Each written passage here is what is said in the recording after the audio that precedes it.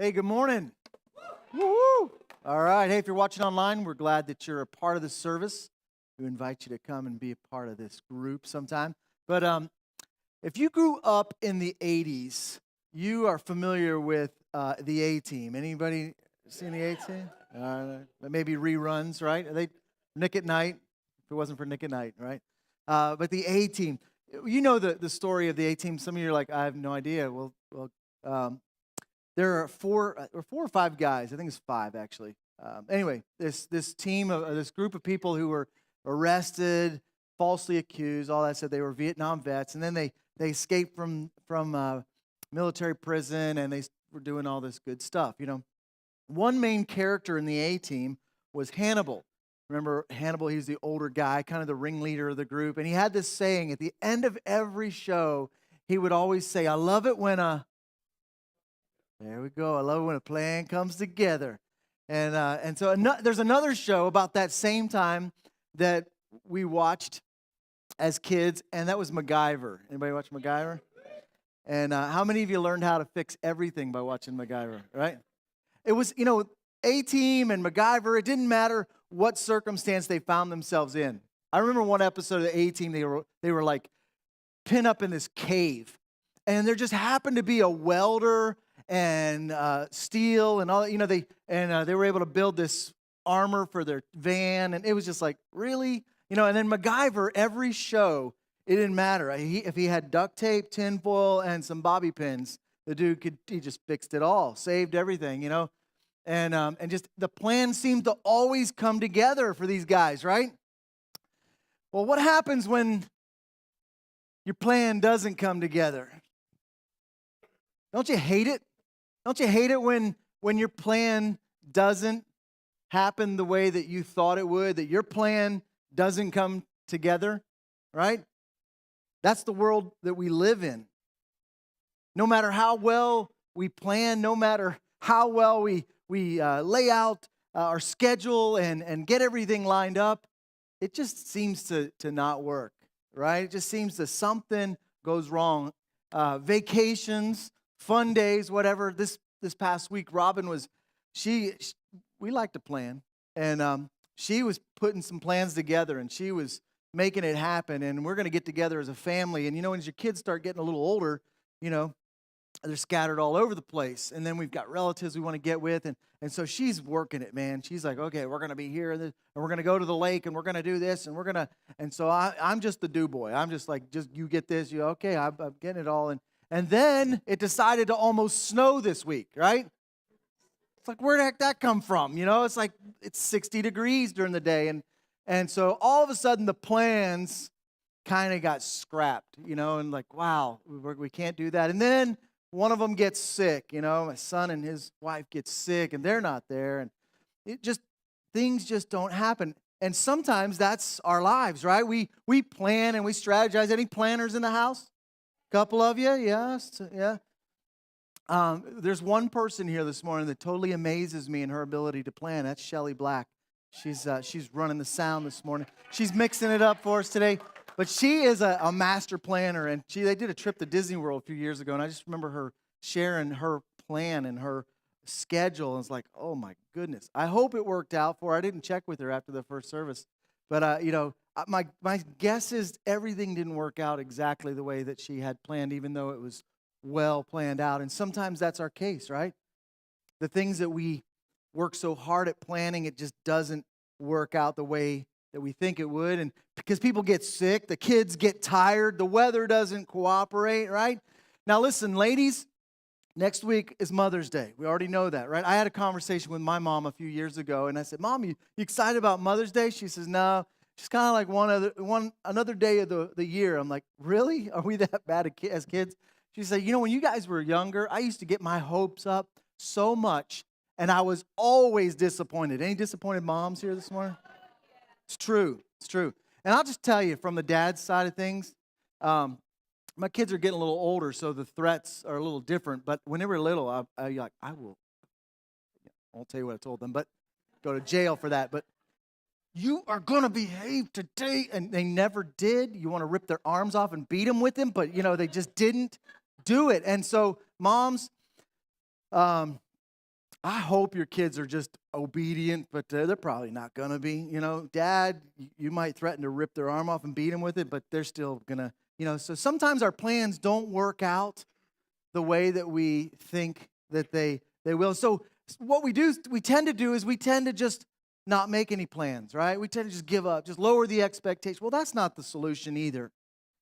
When we go on missions trips, every time we have a well laid out plan. I mean, we have a schedule, because those of you who are you're kind of a real organized person, and you like everything, all the beans lined up and all that stuff. We know who you are. You can't survive without a schedule. So we got to give you a schedule up front and say, this is what we're going to do. But every missions trip, I've never been on a missions trip where it worked out that way. Never. Nothing ever goes planned or as planned. We went to Honduras in February this year, and we had a great plan, right, Vic? Great plan. And nothing happened the way we planned it. We were supposed to pick up this pallet of stuff, school supplies from the customs as we left the airport. Well, they decided, we're not giving you your stuff. And so we had to make a trip back the next day and then stay all day. It was just nothing happened the way that we planned it. But listen, it was probably the best trip we've ever had. I'm like, wow, how'd that happen? Oh, I wonder. But sometimes we get so frustrated, right? Because we can't control all the variables in our lives. There's so many things that are just really out of our control. And we go through life many times frustrated and disappointed because this is not what I had planned. I didn't plan to be a single mom. I didn't plan to lose my job. I didn't plan to get sick. I didn't plan this stuff. I didn't expect that the first few years of marriage would be this difficult. I wanted to be a lawyer. I wanted to be a doctor. I wanted to be a pilot. I didn't want to be doing what I'm doing right now. I had dreams. I had plans.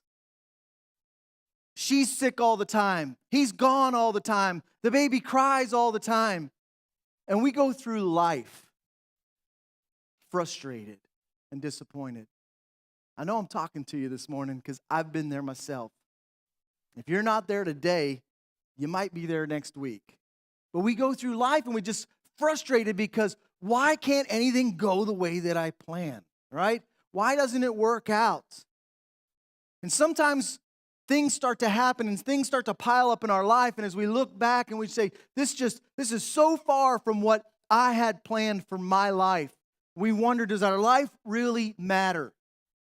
Does my life really matter? I know we watched It's a Wonderful Life, and if you weren't here, everything would change. We get all that, but does my life really matter? Because sometimes we just wonder, and we go through life, and we feel like, I feel like I'm invisible. Because the things that I plan to do just aren't happening, and we feel lost. We feel lost. And we get frustrated. We get disappointed.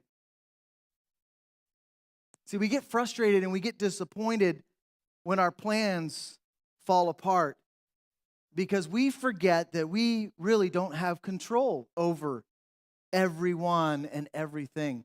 We don't control all the variables, but yet we still set out with a plan. Proverbs 16:9 says this. It's a great verse of Scripture. If you're into memorizing Scriptures, this is a great one to memorize. Write it down. It says, we can make our plans, but the Lord determines our steps. We can make our plans, but the Lord determines our steps.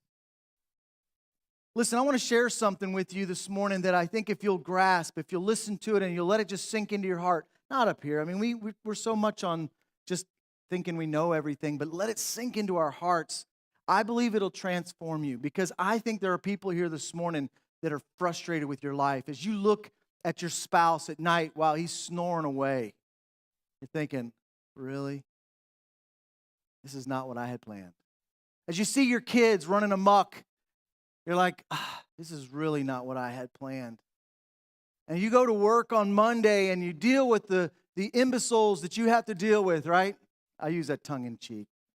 Maybe you're their imbecile. I don't know. We get frustrated and we're like, this isn't what I had planned for my life. If you let what I'm about to say to you this morning just sink into your heart, I think it'll change everything. See, we are searching for purpose. We're on a quest for purpose.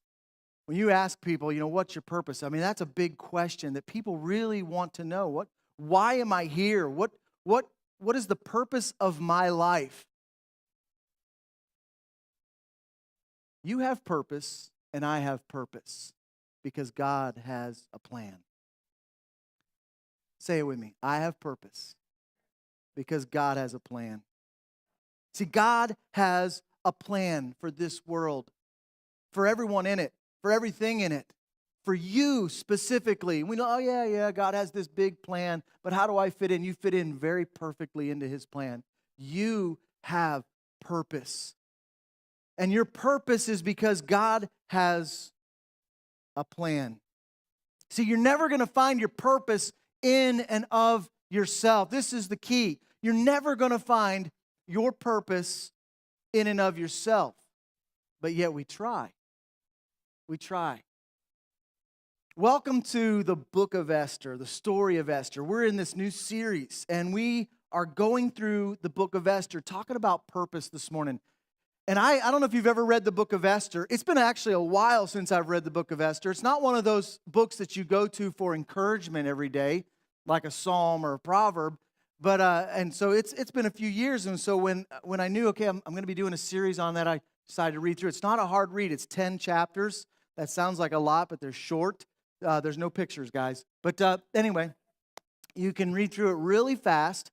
And so I really encourage you to read through it. But I want to tell the story real fast. If I can just give you the highlights. If you're like me and you'd rather watch the movie, there's a movie called A Night with the King. Okay, it's not totally accurate, but it's close. It's kind of romanticized.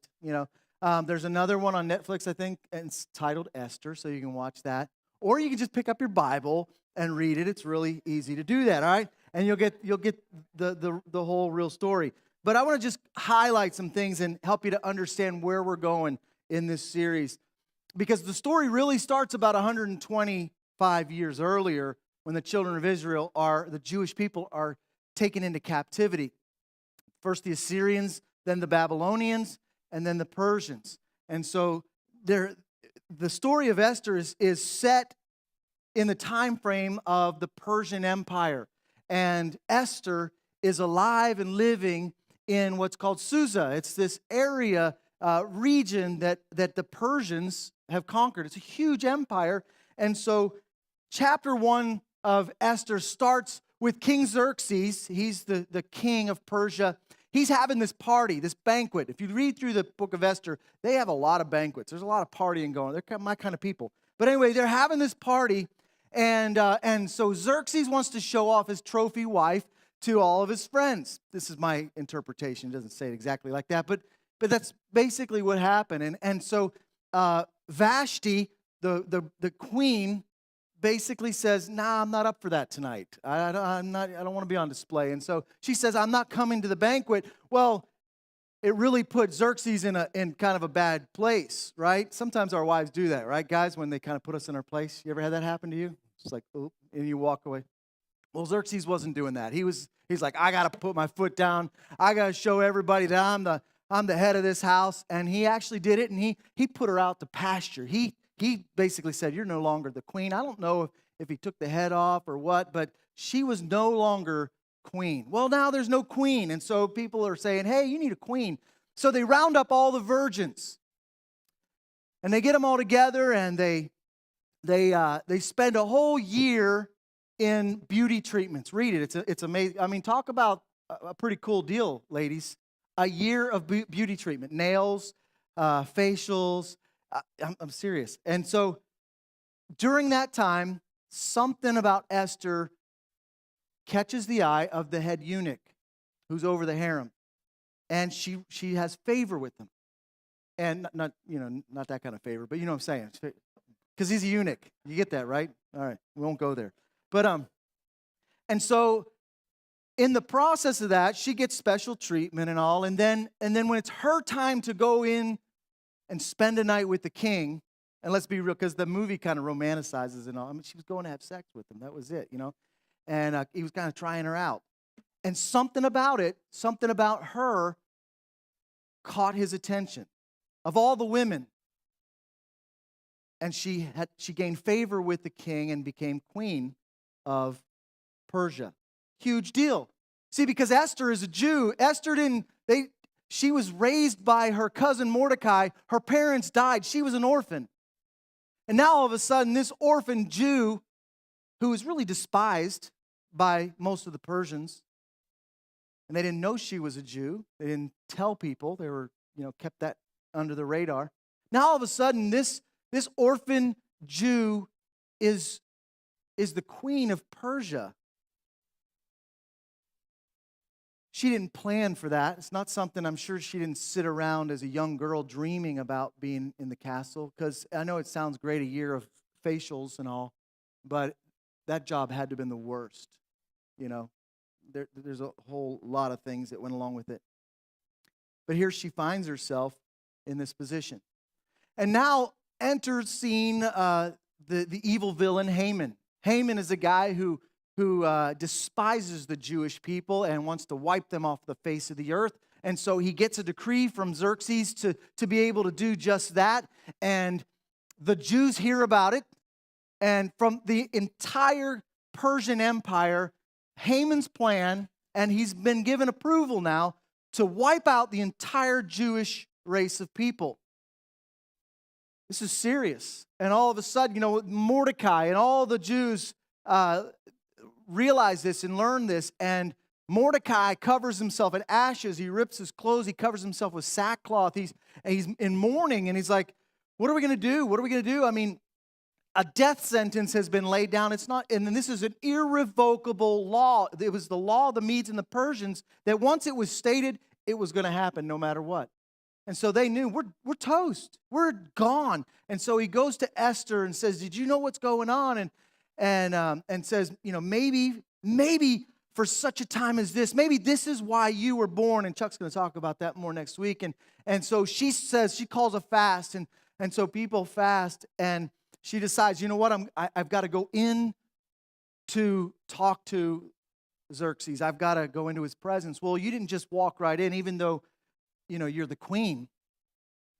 In the Persian Empire, if you came into the presence of the king and you were not invited and he didn't raise his scepter as you came in, your head was chopped off. And so she knew this could go one of two ways. And she could be going topless. No, I'm just kidding. But anyway. And so she fasted and she went in and he extended the scepter. And so then she invited the king and she invited Haman to a banquet. Now in the midst of this, something important happened. Mordecai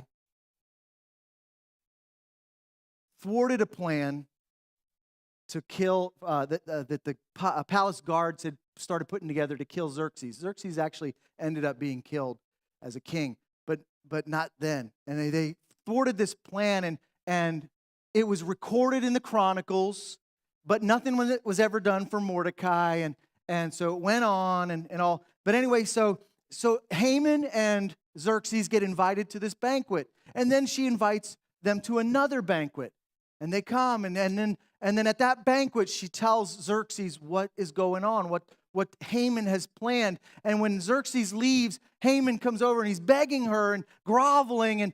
And when the king comes back in, this is Hollywood stuff. He thinks Haman's trying to get fresh with my wife. And so, off with the head. Haman gets killed. And in the process of that, Mordecai, the king reads the chronicle because he couldn't sleep and discovers that, oh, hey, Mordecai did this for me and nothing was ever done for him. So he is then elevated in position, and so really cool story. And long story short, the Jews are saved. Cool story. There's a lot of details. Trust me, 10 chapters. A lot of details. But a cool story of how God reversed something. A cool story about how a group of people ended up in a situation, in a place that they didn't plan for. The Jews didn't plan to be in Persia. They didn't plan to be hated by somebody who had the power and the position to actually wipe them out. And they didn't plan for all that, but it's a really cool story of how even though they didn't plan for this stuff to happen in their life, God had a bigger plan. And his plan was to deliver them. And he did. Really cool story. And that's why we're talking about Esther. Here's something that's really interesting about the book of Esther. It's the only book in the Bible where God is not mentioned. It's the only book in the Bible. You can read through it and you can say, I'm going to prove him wrong. Go ahead, please do. Go read through all 10 chapters. God is never mentioned in the book of Esther. Never. And sometimes it might seem like God is absent from your life. Sometimes it might seem like he's absent from the narrative and the story of what's going on, the circumstance that you're in. It seemed like God was absent if you're reading through the book of Esther and the story of Esther and you don't see his name, you don't hear about him. He's not talked about, but boy, don't be mistaken. As you read through it, you'll see, oh, God's there. Oh, he's there big time. Even though sometimes he seems absent.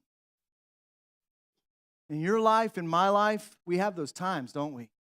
You've walked through those times. You've walked through those seasons where you've wondered, God, where are you? And maybe you've said those exact words. God, where are you? Do you know what I'm going through? Do you know what's happening in my life? And I am sure that Mordecai and Esther and the Jewish people said, why? Why are we here? Why is this happening? God, do you really even care? And we see how God really did care. And he was very present. Very present. You know, maybe you're new to church. Maybe this is kind of a new thing for you.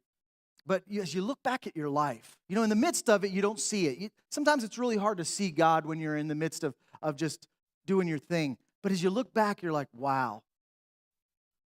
There was that time that I should have been dead. There was that time I should have been this or I should have been that. And man, something happened. Oh, maybe that was God, huh? Maybe that was God. I'm sure it was. And even when it seems like God is absent from your story, he's very much a part of what's going on. See, you and I have purpose. We have purpose because God has a plan. Your purpose is not derived from within yourself and who you are. See, the reason we struggle so much with disappointment and frustration when life doesn't turn out the way that we hoped and we planned is because our sense of purpose is so closely dependent upon our plans. And because of that, we get frustrated because it doesn't happen the way that I thought it would. The kids don't do what they're supposed to do. They're never going to do what they're supposed to do. No, I'm just kidding. You can beat them. But, you know, a spouse doesn't do what they're supposed to do. The weather doesn't cooperate. My boss doesn't cooperate. The car breaks down. And you know the story. Everything seems to happen. And so we tend to derive our purpose from our plan.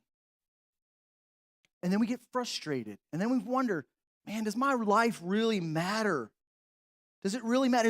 Is life really worth living? And we struggle with that and we question if life is even worth living. See, when our present reality doesn't look like our dreams and our plans, we start to question our purpose. We wonder, what is my purpose? What is my purpose? We struggle with it. And that's why when you lose your job, you're like, what am I going to do? Who am I? I'm no longer drill sergeant. I'm no longer this. I'm no longer manager. I'm no longer boss. I'm no whatever, you know. And when the kids act up, I'm a bad mom. I'm a bad dad. And we struggle because it's so tightly wrapped up in our plans. Let me tell you something. Your purpose is not dependent on those things. Your purpose is determined by God's plan. And his plan is huge. It's enormous. we can't even grasp his plan. We can't understand how God can start moving and working and laying out things hundreds of years prior, and he puts this thing together, and we just happen to be a really cool part of his story. And sometimes it's so hard for us to see it and to see our part and our purpose in God's story. Because honestly, a lot of times we're so wrapped up in our own selves, right? And we walk around frustrated because, oh, why isn't that happening? I was 17 years old when I was in a service, and I just started following Jesus. And me and God had this wrestling match going on. From the very beginning of the service, God was saying to me, not audibly, but in my heart, I knew. I mean, it was just such a inner turmoil. God was saying, I want your plans. I'm like, ugh. I mean, how much plans does a 17-year-old have? My one plan was get out of school. Hated school. I just wanted to get out of school. And I had a cute girlfriend. So I had plans. And God said, end up marrying her too, so I have a cute wife. Ding! No. But how many plans can you have at 17? But I tell you what, I had plans and I didn't want to give them up. And finally, I said, okay, Lord, I'll give you my plans. I had no idea that God had such a huge plan, such an incredible plan for my life. I don't know exactly what it is. I don't know. I can't say, well, I know, I'm going to be here and do that, but it has been such an amazing journey. But I tell you what, though, it hasn't always been comfortable. There's been a lot of painful times in my journey, a lot of painful experiences.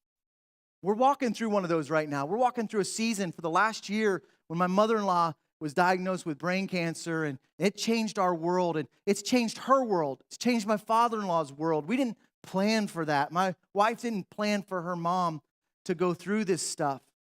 We didn't plan for it. But I tell you what, and I'm not just saying this because I'm the pastor and I'm supposed to put on a smile. I'm not doing it because of that. I'm telling you the honest truth. I've never felt like I've ever been more in the center of God's will than at this stage of my life. But I tell you what, I look around, I feel like I'm in the movie Twister, and cows are flying by, and cars. I'm like, oh,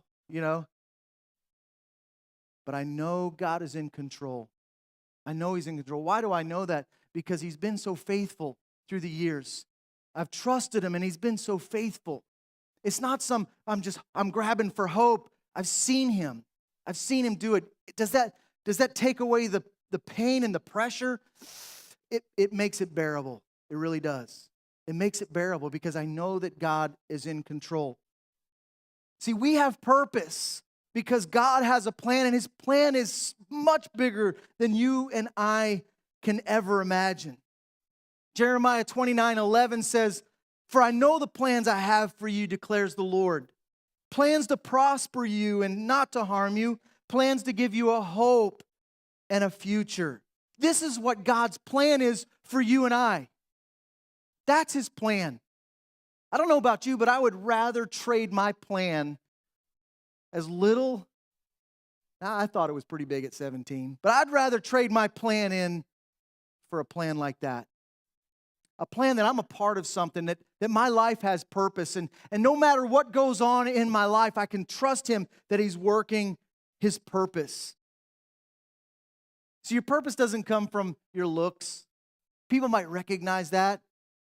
Might get you somewhere in life, but that's not your purpose. Because what happens when you lose them? What happens when you have a car accident and a scar across your face or your body? What happens if all of a sudden what you were doing you can't do anymore? It's not about your position. Because what happens when the boss says, we don't need you anymore? We don't need you. We don't need your position anymore. It doesn't matter what your last name is. It doesn't matter what kind of talent you have. I don't know how many of you follow baseball, and if you're real baseball buffs, you might remember Dave Dravecky, who is a pitcher, who's a left-handed pitcher for the San Francisco Giants. And in the 80s, he was one of the best, and And while pitching for one of the games where they were actually headed to the World Series, they discovered that he had a tumor in his shoulder. And they had to remove it, did surgery, all that stuff, and he went through recovery. And actually, this was prior to that series that he was pitching in. But in that one game, you can YouTube it. It's a little bit gross, but he's pitching, and when he throws that pitch, his shoulder breaks, and his career was over. He was done. A guy who was known for, left-handed pitchers are not a dime a dozen, and so he was a good one. And so a guy who really built his life on what he did. And when they, interviewed him, it was Dave Dravecky, the left-handed pitcher for the San Francisco Giants. And that was his identity. At least people thought that's what his identity was. And that's what his purpose was. But when all that happened, I remember watching an interview and people said, Dave, what are you going to do? What's going to happen? And he started questioning, who am I now? Who am I? And the thought immediately came to him because of a bedrock faith that he had in Christ. He said, you know what? First and foremost, I'm a child of God. I'm a child of God. Who I am is not determined by what I do. And he was good. He was good at it. Most of us, if we're at the top of the ladder, in a sense, in what we're doing, and all of a sudden that ladder gets kicked out from under us, we go into deep depression. We don't know what to do in life because what am I going to do? Who am I? And we struggle. And he had this bedrock faith and understanding that I'm a child of God. And I don't know what God's plan is. I don't know what's going to happen. But I know He's in control. I know He has a plan. Years have gone by, of course. But Dave has been more effective as a speaker than ever as a pitcher. That stuff comes and goes. Sometimes we may find ourselves in a place and we wonder, why am I here? I'm sure Esther, when they're rounding everybody up and they're like taking her away from her family and she's with people that she doesn't, like, why? What's going on? What's happening? When Mordecai gets the word that, every Jew is about to be wiped off the face of the earth, I'm sure they wondered, why? What is going on? God, where are you in the midst of this? And maybe you've been in situations where you just felt like, God, I don't know where you're at. I don't know if you're even here in the midst of what's going on in my life. But I tell you, He is. He is. See, we derive our purpose from God because He has a plan. Every object, every tool, every part of an engine has purpose because of the Creator designed that for a purpose, right? You and I have purpose because of our Creator. We need to lift our eyes up and we need to see that there's a bigger plan than ours. It doesn't mean you don't make plans. It doesn't mean that you don't have dreams. It's just that we don't walk around frustrated and disappointed all the time and pointing fingers and if they would have done this, just trust God, you're in control of my life. You have a plan for my life. Jeremiah 29:11 all of a sudden becomes your favorite verse, right? God, you have a plan for me and I'm going to trust it. I want to show you a video in just a second. This happened during the first service. We didn't plan it, schedule it, but this happened. Somebody was in our first service. Let's go ahead and watch that video. My name is Melinda. I'm Megan's mom. And I've been going through some struggles for quite some time. And believe me, I've always had faith, and I've been blessed many times by God. Well, last September, my husband walked out on me. After 20-some years. It's been really hard. So for the last 8 months, I've done everything I could. Tried, talk, communicate. To work things out. To keep marriage together. Went through a lot of financial problems this time. Still struggling. But last night I was going to take my life. I couldn't deal with it anymore. I fell to my knees, I prayed, and I asked God, why did He forsake me? And I told Him that I was coming to His house this morning. I haven't been in a while because of all the depression. And I said, I'm coming to your house in the morning and I need you to talk to me. And to Randy's sermon this morning, he was shouting at me. That he did not forsake me. And He had a plan for me. And that no matter how things are wrong in your life, so everything you heard this morning from Randy is a testament of God talking to you today. To not give up. And even with that song just now, this is my story. And I want to help you to know that God's talking today. He is shouting loud and clear. So listen. And He'll talk to you. And that's all I got to say. The struggle's not over. So please pray for me, so I can see it through. But today was a big testimony for me to say God's talking to me. And thank you, Randy. Thank you.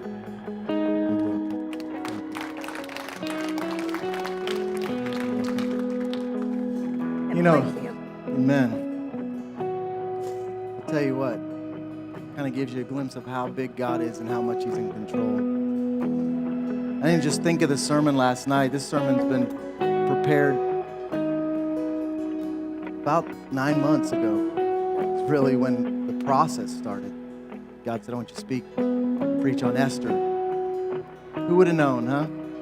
God's in control, and that's why we have purpose. He has a plan. Let's embrace His plan. Let our plans be absorbed into His. Amen? Amen. Would you stand with me? I don't know what you're going through, but I do know God knows, obviously. He's very well aware of it. He has a plan for your life. Let's embrace His plan. Would you bow your heads with me for a moment and just close your eyes? And maybe you're here and you're not in a relationship with God, but you'd like to be. He wants you to be. It's His plan for you to be in relationship with Him. You were never designed to live outside of that relationship. You were never designed to just do your own thing and your own plans, because His plan is so much bigger. And He controls everything. And so you're here this morning and you say, Pastor Randy, I want to follow Jesus. I want to give Him my heart. I want to pray for you. And if you'll let me, I'd like to pray with you. Father, I thank You for stirring our hearts and for drawing us, and thank You for the invitation to come and follow You. And Lord, even in those times where maybe we didn't see You in our story, but we understand You were definitely there. You were definitely involved, and You are here right now, and You want to be the main character in the story of our lives. You want us to be a part of Your story. I pray that You'll just give faith and courage. If that's you and you say, you know what, I'd like to pray that prayer, would you slip up your hand? I'm not going to ask you to do anything else. I want to pray for you. Anyone else? I just want to lead you in a prayer. Slip your hand up so we can pray together. Let's pray together. Say, Jesus, come into my life. I want to follow You. I trust You. Say, I have purpose because You have a plan. And I trust Your plan. And I give You my heart and my life. In Jesus' name.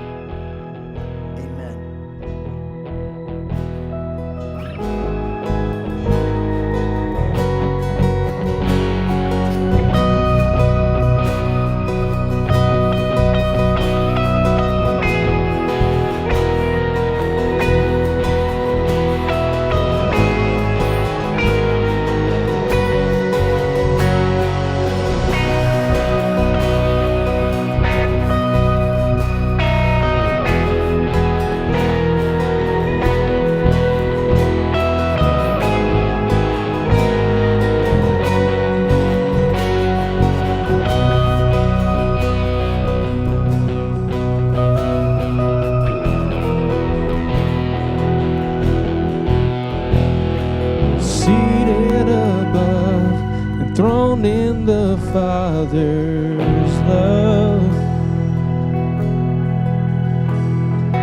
destined to die, poured out for all mankind.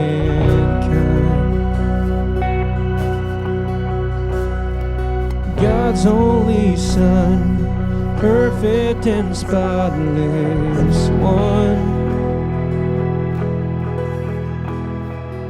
He never sinned, suffered as if he did. All authority, every victory is yours. All authority, every victory is yours.